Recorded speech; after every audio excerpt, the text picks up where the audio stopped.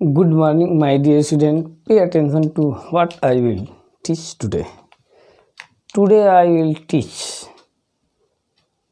colloidal state. Chemistry, surface chemistry, class 12th, ठीक है ना। तो स्टडी करना है हम लोगों को आज colloidal state. Colloidal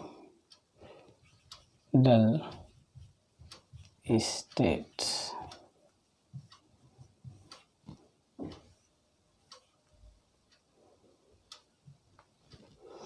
colloidal state क्या है? जैसे कि हम लोग ऑलरेडी जानते हैं, सॉल्यूशन 3 टाइप के होते हैं, रियल, कोलाइडल एंड सस्पेंशन। ये जो सॉल्यूशन का क्लासिफिकेशन किया गया है वे उसमें जो सॉलिड पार्टिकल है उसके साइज के बेस पर किया गया है। मींस फर्स्ट है रियल सॉल्यूशन। तो रियल सॉल्यूशन में जो पार्टिकल होते हैं उसका साइज बहुत ही स्मॉल होता है। सस्पेंशन में जो पार्टिकल ऑफ साइज होता है वो सबसे लार्ज होता है। और कोलाइडल सॉल्यूशन में जो पार्टिकल ऑफ साइज होता है रियल सॉल्यूशन से ग्रेटर और सस्पेंशन से स्मॉलर, मीन्स दोनों के बीच का साइज होता है पार्टिकल का। सॉलिड पार्टिकल का साइज रियल से लार्ज और सस्पेंशन से स्मॉल, मीन्स कितना? तो कोलाइडल सॉल्यूशन में जो पार्टिकल का साइज होता है 1 नैनोमीटर टू 1000 नैनोमीटर, इसके रेंज में होता है। 1 नैनोमीटर टू 1000 नैनोमीटर। तो कोलाइडल सॉल्यूशन क्या है? The solution in which size of solid particles is 1 nanometer to 1000 nanometer.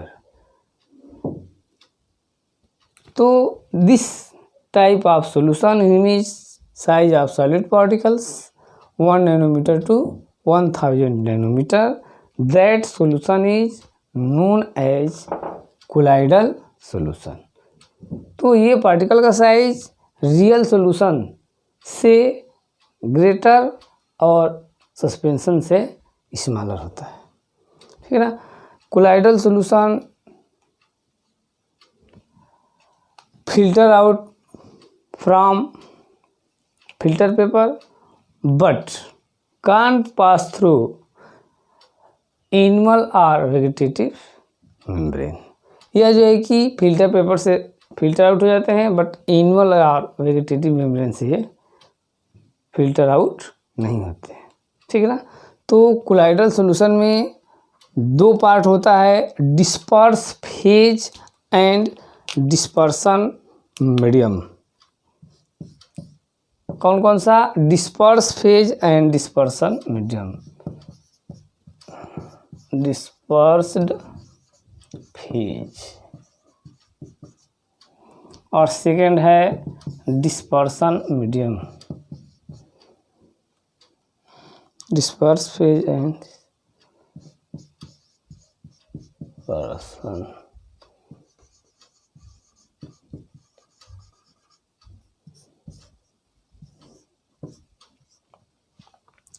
Disperse phase and dispersion medium क्या है?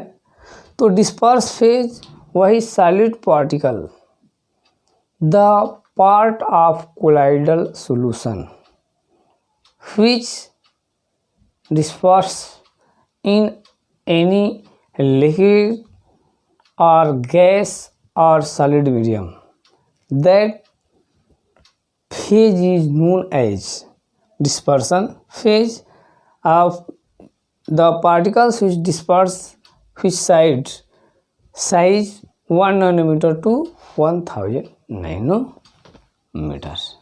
Means in colloidal solution the solid part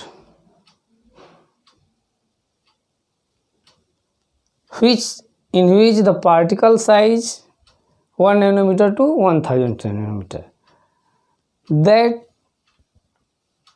disperse the phase is known as disperse phase और colloidal size particles। तो colloidal solution में जो solid part होता है जो किसी मीडियम में डिस्पर्स रहता है उसको डिस्पर्स फेज बोलते हैं। Dispersion medium the solvent part of colloidal solution, जिसमें कोलाइड पार्टिकल्स डिस्पर्स रहते हैं, फैले रहते हैं, उस मीडियम चाहे वो लिक्विड हो या सॉलिड हो, उस मीडियम को हम बोलते हैं डिस्पर्सन मीडियम। तो disperse phase solid part of colloidal solution is known as disperse phase और solvent part of colloidal solution is known as dispersion medium. ठीक है ना।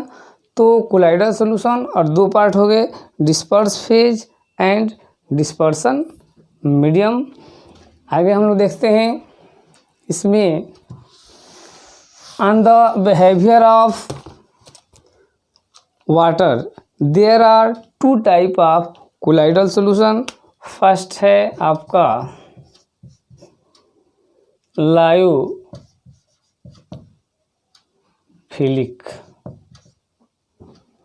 और सेकंड है आपका लायोफोबिक।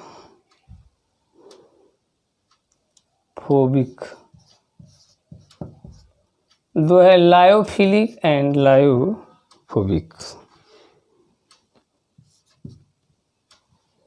क्या है? लायोफिलिक है लिक्विड लविंग सब्सटेंस और lyophobic liquid hating substance. Lyophilic करें कि the substance which fastly prepared colloidal solution after come contact with liquid।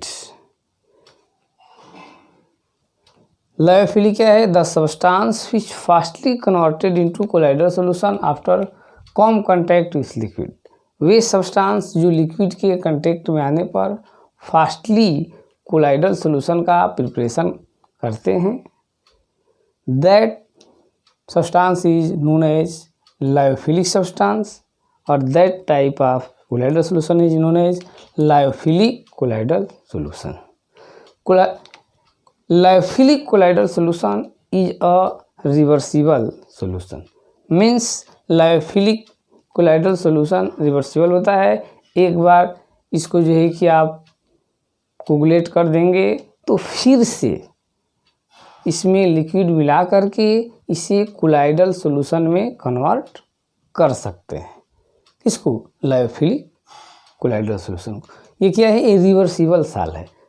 Means एक बार इसको ड्राई कर दीजिए, इसके लिक्विड पार्ट को हटा दीजिए तो फिर से इसमें मिलाने पर फिर ये कोलाइडल सॉल्यूशन में कन्वर्ट हो जाता है और इजीली लायोफिलिक हम कोलाइडल सॉल्यूशन फॉर्म करते हैं। फॉर एग्जांपल है आपका गम है, ठीक ना। उसके बाद जो है कि रिवाइवर है, तो ये सब चीज़ है जो है कि लायोफिलिक कोलाइडल सॉल्यूशन है। अब आता है लायोफोबिक, द सब्सटेंस विच, ये लायोफोबिक मीन्स होता है लिक्विड हेटिंग सब्सटेंस। मीन्स ऐसे सब्सटेंस लिक्विड के कंटेक्ट में आने पर फास्टली कोलाइडल सॉल्यूशन प्रिपेयर नहीं करते। ठीक है ना। कुछ स्पेशल कंडीशन अप्लाई करते हैं तब जाकर के ये कोलाइडल सॉल्यूशन का फॉर्मेशन करते हैं। जल्दी से नहीं, फास्टली नहीं करते हैं। ऐसे सब्सटेंस को बोलते हैं लायोफोबिक सब्सटेंस और इस प्रकार जो सॉल्यूशन प्रिपेयर होता है कोलाइडल उसको बोलते हैं lyophobic colloidal solution. For example में मेटल, गोल्ड, सिल्वर, प्लेटिनम, इन सब मेटल के जो कोलाइडल सॉल्यूशन होते हैं प्रिपेयर किया जाता है वो होते हैं lyophobic. Water hating substance means water के कांटेक्ट में आने पर फास्टली तुरंत कोलाइडल सॉल्यूशन का प्रिपरेशन नहीं करते। एक बार इसको यदि हम कोगुलेट कर दे, इससे लिक्विड पार्ट को हटा दे, तो फिर से इसे हम कोलाइडल सॉल्यूशन में कन्वर्ट नहीं कर सकते हैं। मीन्स ये इरिवर्सिबल कोलाइडल सॉल्यूशन होते हैं, ठीक है ना। तो ये हो गया लायोफोबिक मीन्स लिक्विड लविंग, और ये हो गया लायोफोबिक मीन्स लिक्विड हेटिंग, ठीक है ना।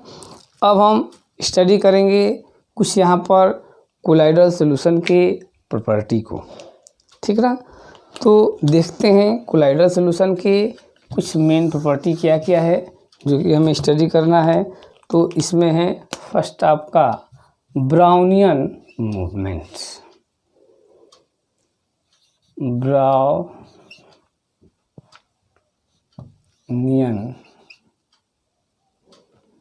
Brownian movement.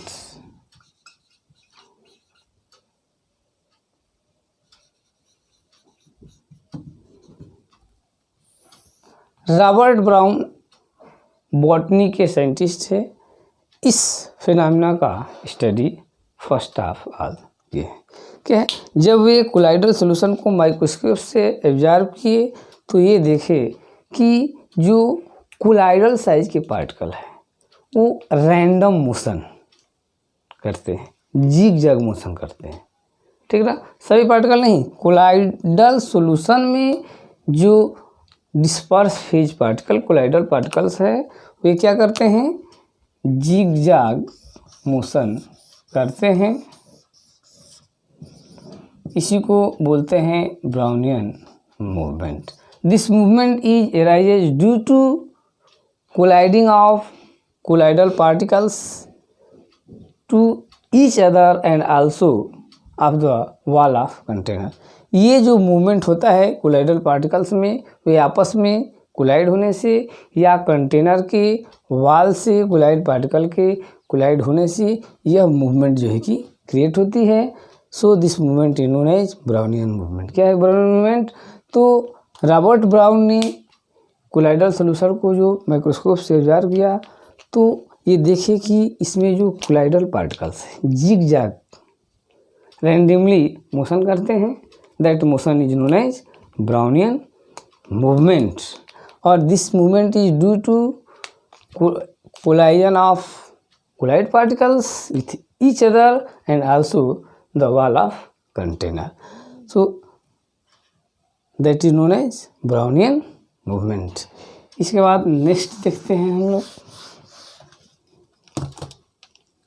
आपका है टिंडल इफेक्ट। सेकंड है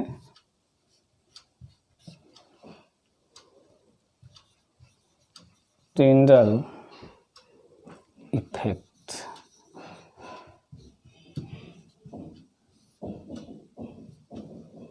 ये ऑप्टिकल एक्टिविटी है। When beam of light pass through a real solution the path of beam of light become dark not visual. जब हम बीम ऑफ लाइट को किसी रियल सॉल्यूशन से पास करते हैं तो उस बीम ऑफ लाइट का पाथ रियल सॉल्यूशन में विजुअल नहीं होता है, ब्लैक दिखता है, dark. But when the beam of light passing through a colloidal solution the path of beam of light become visual. This phenomena is known as Tyndall effect. This is due to the scattering of light by colloidal particles. ये phenomena क्यों होती है? तो कह रहा है कि जब किसी भी बीम ऑफ लाइट को किसी कोलाइडल सॉल्यूशन से पास करते हैं तो जो बीम ऑफ लाइट है उसका पाथ विजिबल हो जाता है, और इसी फिनोमेना को हम बोलते हैं टिंडल इफेक्ट। क्यों होता है? तो टिंडल इफेक्ट में जो कोलाइड साइज के पार्टिकल होते हैं बीम ऑफ लाइट को स्कैटर कर देते हैं, तो स्कैटर कर देते हैं तो उसका पाथ विजिबल होता है। तो टिंडल इफेक्ट क्या है? The scattering of beam of light by the colloidal particles. So the path of beam of light become visible. This phenomena is known as Tyndall effect, और इसका डिस्कवरी टिंडल किए थे, उनके नाम पर इसको बोलते हैं टिंडल इफेक्ट। अब इसका एग्जांपल में हम लोग देखते हैं कि किसी डार्क रूम में यदि किसी भी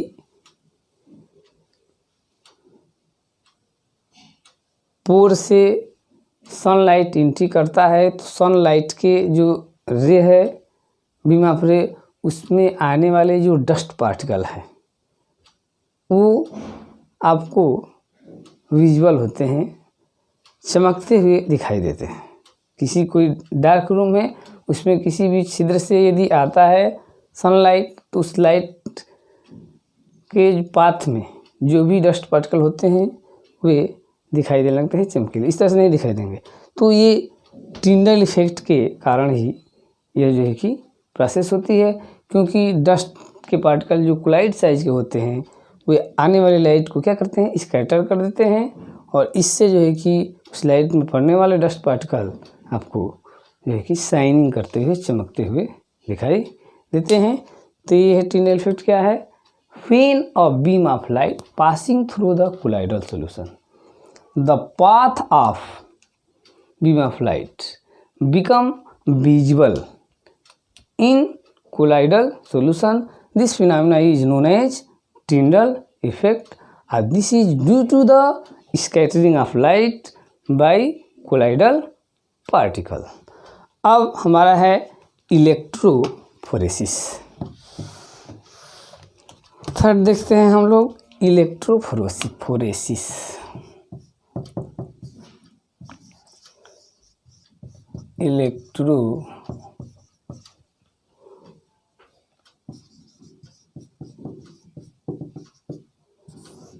हम ऑलरेडी जानते हैं कि जो कोलाइडल सॉल्यूशन में जो कोलाइड पार्टिकल्स होते हैं वे सभी या तो पॉजिटिव चार्ज होंगे या नेगेटिव चार्ज होते हैं।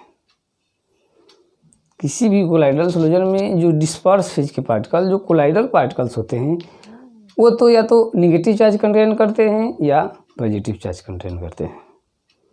तो when a electrode deep into colloidal solution and pass electricity, दो इलेक्ट्रोड ले लीजिए और इलेक्ट्रिसिटी पास कीजिए किसी भी कोलाइडल सॉल्यूशन में, the oppositely charge colloid particles migrate towards opposite electrodes.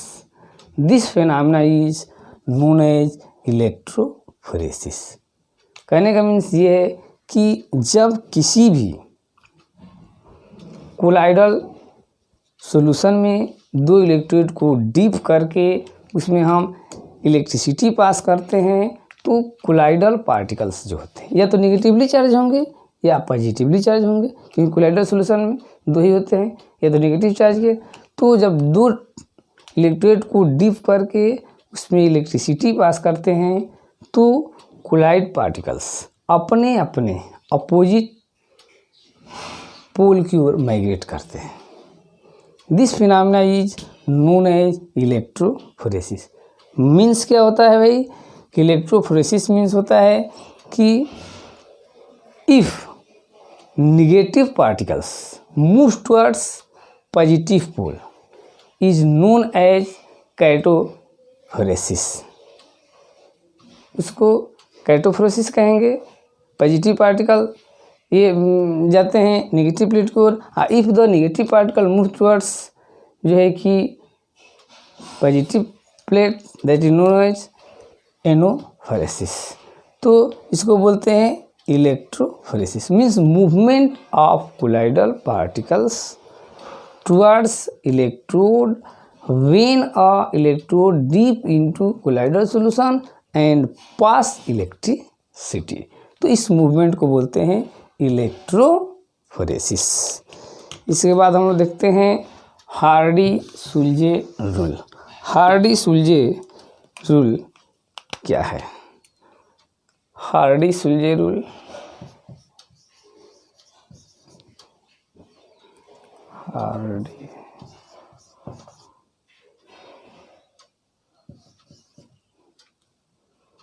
Produce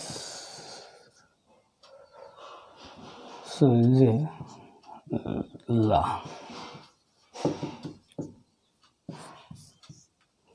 हम ऑलरेडी जानते हैं कि कोलाइडल सॉल्यूशन सेम चार्ज का होता है, या तो नेगेटिवली चार्ज होगा और पॉजिटिवली चार्ज, नो डाउट। तो कोलाइडल सॉल्यूशन किस चार्ज का होता है, या तो नेगेटिवली चार्ज होगा या positively charge. When a suitable electrolyte add into colloidal solution, जब कोई सुटेबल इलेक्ट्रोलाइट कोलाइडल सॉल्यूशन में हम ऐड करते हैं तो कोलाइडल सॉल्यूशन अंडरगो कोगुलेशन, तो कोलाइडल सॉल्यूशन कोगुलेट होता है। मीन्स जो कोलाइडल साइज के पार्टिकल है जिस पर चार्ज है वो पार्टिकल न्यूट्रलाइज होकर के और आपस में कोगुलेट हो जाते हैं और लार्ज साइज के पार्टिकल बना लेते हैं, ठीक है ना, और सेटल डाउन होते हैं। This phenomena is known as coagulation of colloidal solution. इस फिनोमेना को कोलाइडल सॉल्यूशन का कोगुलेशन कहते हैं। क्या होता है भाई, छोटे साइज के होते हैं 1 नैनोमीटर से 1000 नैनोमीटर, जब हम कोई सूटेबल इलेक्ट्रोलाइट मिला दिए ऐसा जिससे कि उन लोगों का चार्ज रिमूव हो जाता है, और रिमूव हो जाता है तो कोलाइड साइज के पार्टिकल आपस में क्या होते हैं, कोगुलेट हो जाते हैं, चिपक जाते हैं, और बड़े बड़े साइज के पार्टिकल में कन्वर्ट हो जाते हैं, तो उसको बोलते हैं कोगुलेशन ऑफ कोलाइडल सॉल्यूशन। कब, जब कोई सूटेबल इलेक्ट्रोलाइट उसमें ऐड कर देंगे। जैसे मान लीजिए नेगेटिवली चार्ज कोलाइडल सॉल्यूशन है तो उसमें हम पॉजिटिवली चार्ज आयन उसमें ऐड कर दिए तो न्यूट्रलाइज हो जाएगा और आपस में, तो the coagulation power of electrolytic ion is directly proportional to charge acquire on it. कह रहा है कि जब किसी भी कोलाइडल सॉल्यूशन में जो सूटेबल इलेक्ट्रोलाइट ऐड करते हैं तो जो उसके कोगुलेट करने की जो पावर होती है वो उस इलेक्ट्रोलाइट के जो आयन्स है उस पर प्रेजेंट चार्ज के डायरेक्टली प्रोपोर्शनल होता है। मीन्स किसी भी कोलाइडल सॉल्यूशन में जब इलेक्ट्रोलाइट मिलाएंगे, ऐड करेंगे, तो कोलाइडल सॉल्यूशन कोगुलेट होगा, तो मिलाने वाले आयंस का चार्ज यदि इंक्रीज होता है तो कोगुलेशन प्रोसेस इंक्रीज होगी, जल्दी होगी, फास्ट। और यदि मिलाए गए इलेक्ट्रोलाइट के जो आयन के चार्ज जो है यदि लेस होगा तो कोगुलेट होने की प्रोसेस भी लेस होती है। मीन्स जो कोगुलेट होने की रेशियो है वो आयंस के ऊपर जो वैलेंसी है वो चार्ज है उसके डायरेक्टली प्रोपोर्शनल होता है। मिलाए जाने वाले इलेक्ट्रोलाइट पर यदि अधिक चार्ज है तो वो फास्टली कोगुलेट करेगा, और यदि कम चार्ज है तो स्लो कोगुलेट करेगा। तो ये उस पर प्रेजेंट चार्ज वैलेंसी के डायरेक्टली प्रोपोर्शनल होता है। जैसे आपका एल्युमिनियम 3+, ये इलेक्ट्रोलाइट फास्ट जो है कि कोगुलेट करेगा, इससे कम जो है कि आपका हो जाएगा मैग्नीशियम, और इससे कम हो जाएगा सोडियम। मीन्स किसी कोलाइड सॉल्यूशन में यदि एल्युमिनियम आयन मिलाते हैं इलेक्ट्रोलाइट के फॉर्म में तो जल्दी से जो है कि कोगुलेट होगा, उससे स्लो मैग्नीशियम में और सबसे स्लो सोडियम में। तो this rule is known as Hardy Schulze rule, ठीक है ना। इसके बाद हम लोग देखते हैं आपका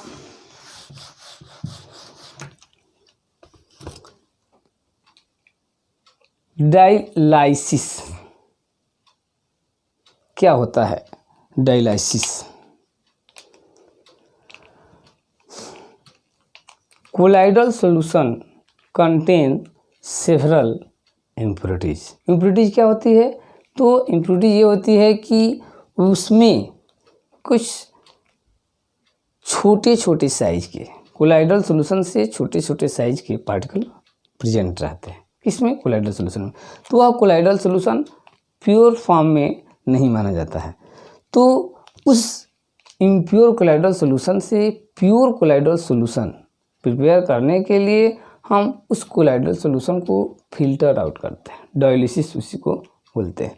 तो क्या करते हैं, हम उसको दो टाइप के मेथड यूज करते हैं, ठीक ना। एक सिंपल डायलिसिस होता है और एक इलेक्ट्रिकल डायलिसिस होता है। करते क्या है कि फर्स्ट में जो सिंपल डायलिसिस होता है तो परचामेंट मेम्ब्रेन और सेमी परमिएबल मेम्ब्रेन या आपका एनुअल मेम्ब्रेन और प्लांट एनुअल के एक बैग लेते हैं और उसमें इम्प्योर कोलाइडल सॉल्यूशन को फिलअप कर देते हैं और उस बैग को फ्रेश सॉल्वेंट में रख देते हैं।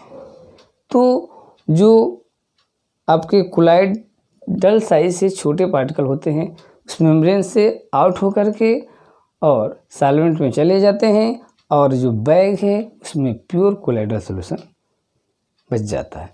तो इस फिनोमेना को कहते हैं डायलिसिस। इलेक्ट्रोडायलिसिस में क्या करते हैं, कोलाइडल सॉल्यूशन के बोथ साइड में वही सेम मेम्ब्रेन लगा देंगे और दो इलेक्ट्रोड लगा करके उसमें इलेक्ट्रिसिटी पास करते हैं। तो जो कोलाइडल साइज से छोटे साइज के पार्टिकल होते हैं वही अपोजिट इलेक्ट्रोडों की ओर मूव कर जाते हैं मेम्ब्रेन को क्रॉस करके, क्योंकि साइज छोटा होता है। और कोलाइड साइज के पार्टिकल जो होते हैं वो उस जो है कि चेम्बर में रह जाते हैं और इस प्रकार से जो है कि आपका प्योर कोलाइडल सॉल्यूशन ऑब्टेन होता है। इस प्रोसेस को बोलते हैं डायलिसिस, ठीक ना। इसके बाद हमारा इस लेसन का नेक्स्ट टॉपिक आपका है कोगुलेशन। कोगुलेशन क्या है कि हम लोग ऑलरेडी जानते हैं कि कोई भी कोलाइडल सॉल्यूशन है वो या तो निगेटिवली चार्ज होगा और पॉजिटिवली चार्ज होता है। तो उसमें सूटेबल इलेक्ट्रोलाइट मिलाने पर उसका चार्ज जो है कि न्यूट्रलाइज हो जाता है और कोलाइड पार्टिकल आपस में कोगुलेट हो जाते हैं और लार्ज साइज के पार्टिकल में कन्वर्ट हो जाते हैं। This phenomena is known as coagulation. तो when a suitable electrolyte add in the colloidal solution, the charged colloid particles undergo neutralization and combine to each other and form a large size of particles. This phenomenon is known as coagulation of colloid. Peptization, इसके बाद आती है phenomena peptization. क्या है भाई, तो freshly prepared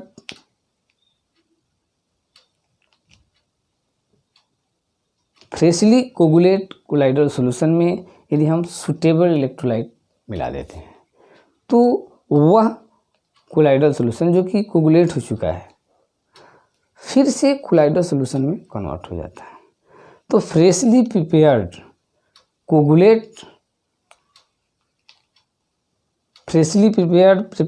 precipitate of colloidal solution again converted into colloidal solution by adding a suitable electrolyte। suitable electrolyte को add करके किसी coagulated freshly prepared colloidal solution को अगेन कोलाइडल सॉल्यूशन में कन्वर्ट करने की प्रोसेस को बोलते हैं हम पेप्टाइजेशन, ठीक है ना। इसके बाद इसमें कुछ और टॉपिक्स रह जाते हैं जो कि हम आप लोगों को नेक्स्ट वीडियो में बताएंगे, ठीक है ना। तब तक के लिए इतने कुछ है कि आप लोग स्टडी कीजिए। थैंक्स।